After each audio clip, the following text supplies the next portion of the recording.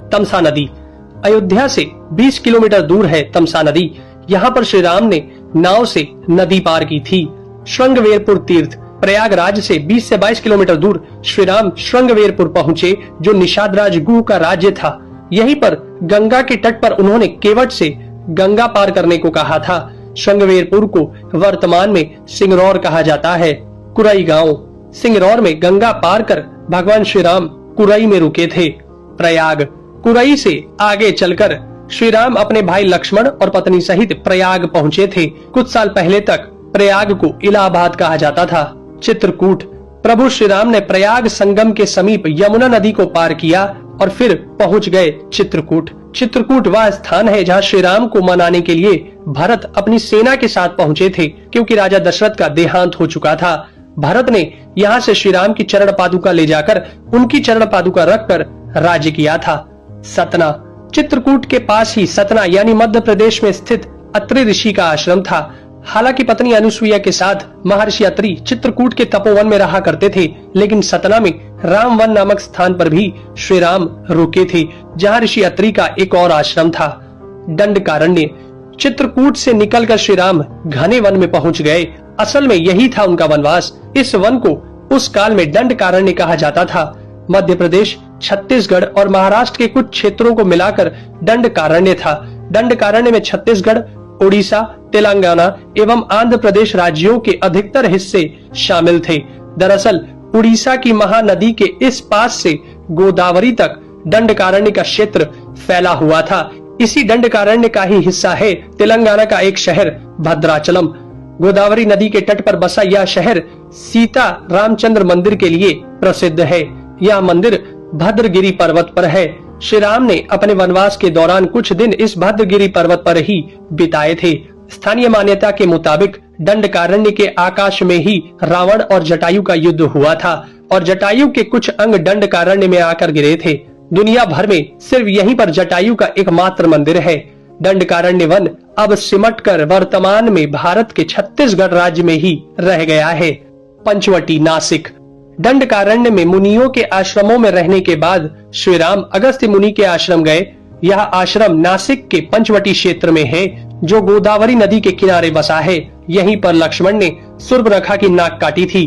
श्री राम ने खरवादूषण के साथ युद्ध किया था। गिद्धराज जटायु से श्री राम की मैत्री भी यहीं हुई थी। वाल्मीकि रामायण अरण्य कांड में पंचवटी का मनोहर वर्णन मिलता है।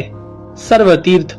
नासिक क्षेत्र में ही सूर्पनखा की नाक कटी तथा मारीच और खरवादूषण के वध के बाद ही रावण ने सीता का हरण किया और जटायु का भी वध किया था, जिसकी स्मृति नासिक से 56 किलोमीटर दूर ताकेड़ गांव में सर्वतीर्थ नामक स्थान पर आज भी संरक्षित है। जटायु की मृत्यु सर्वतीर्थ नाम के स्थान पर हुई, जो नासिक जिले से इगतपुरी तहसील के ताकेड़ गांव में मौजूद है। इस स्थान को सर्वतीर्थ इसलिए कहा गया क्योंकि यहीं पर मरणासन्न जटायु ने सीता माता के बारे में बताया। राम जी ने यहाँ जटायु का अंतिम संस्कार करके पिता और जटायु का श्राद्ध तर्पण किया था। पर्णशाला। पर्णशाला तेलंगाना के खम्माम जिले के भद्राचलम में स्थित है। यह रामालय से लगभग 1 घंटे की दूरी पर स्थित है। पर्णशाला को पंचशाला या पंचशाला भी कहते हैं। पर्णशाला गोदावरी नदी के तट पर स्थित है। यही वह स्थान है जहां से सीता जी का हरण हुआ था। हालांकि कुछ मानते हैं कि इस स्थान पर रावण ने अपना विमान उतारा था। इस स्थल से ही रावण ने सीता को पुष्पक विमान में बिठाया था, यानी सीता जी ने धरती यहाँ छोड़ी थी। इसी से वास्तविक हरण का स्थल यह माना जाता है। यहाँ पर राम सीता का प्राचीन मंदिर है। तुंगभद्रा। सर्वतीर्थ और पर्णशाला के बाद श्री राम लक्ष्मण सीता जी की खोज में तुंगभद्रा तथा कावेरी नदियों के क्षेत्र में पहुंच गए। तुंगभद्रा एवं कावेरी नदी क्षेत्रों के अनेक स्थलों पर वे सीता जी की खोज में गए। शबरी का आश्रम। श्री राम और लक्ष्मण सीता की खोज में तुंगभद्रा और कावेरी नदी को पार करते हुए चल दिए। जटायु और कबंध से मिलने के पश्चात वे ऋषिमुख पर्वत पहुंचे। रास्ते में वे पंपा नदी के पास शबरी आश्रम भी गए, जो आज केरल में स्थित है। पंपा तुंगभद्रा नदी का पुराना नाम है। इसी नदी के किनारे पर हम्पी बसा हुआ है। रामायण में हम्पी का उल्लेख वानर राज्य किष्किंधा की राजधानी के तौर पर किया गया है। केरल का प्रसिद्ध शबरीमलय मंदिर तीर्थ इसी नदी के तट पर स्थित है। ऋषिमुख पर्वत। मलय पर्वत और चंदन वनों को पार करते हुए वे ऋषिमुख पर्वत की ओर बढ़े। यहाँ श्री राम ने हनुमान और सुग्रीव से भेंट की, सीता जी के आभूषणों को देखा और बाली का वध किया।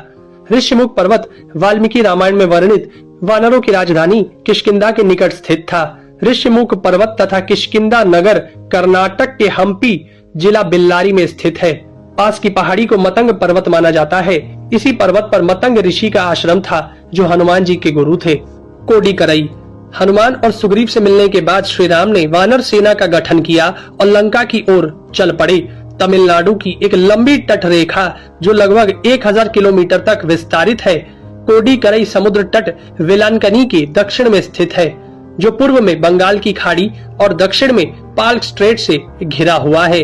यहाँ श्री राम की सेना ने पड़ाव डाला और श्री राम ने अपनी सेना को कोडिकरई में एकत्रित कर विचार विमर्श किया, लेकिन श्री राम की सेना ने उस स्थान के सर्वेक्षण के बाद जाना कि यहाँ से समुद्र को पार नहीं किया जा सकता और यह स्थान पुल बनाने के लिए उचित भी नहीं है। तब श्री राम की सेना ने रामेश्वरम की ओर कूच किया। रामेश्वरम समुद्र तट एक शांत समुद्र तट है और यहाँ का छिछला पानी तैरने और सन बाथिंग के लिए आदर्श है। रामेश्वरम प्रसिद्ध सनातन तीर्थ केंद्र है। भगवान श्री राम ने लंका पर चढ़ाई करने के पहले यहाँ भगवान शिव की पूजा की थी। रामेश्वरम का शिवलिंग श्री राम द्वारा स्थापित शिवलिंग है।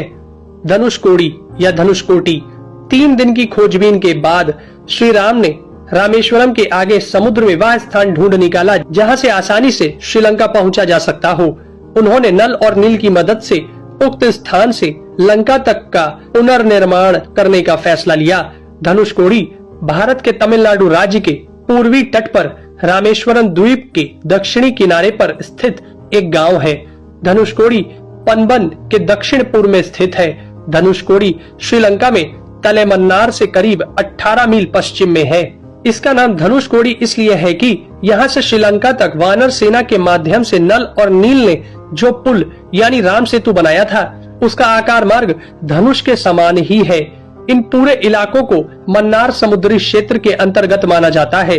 धनुषकोडी ही भारत और श्रीलंका के बीच एकमात्र स्थलीय सीमा है जहाँ समुद्र नदी की गहराई जितना है, जिसमें कहीं कहीं भूमि नजर आती है। नुवारा एलिया पर्वत श्रृंखला। वाल्मीकि रामायण के अनुसार श्रीलंका के मध्य में रावण का महल था।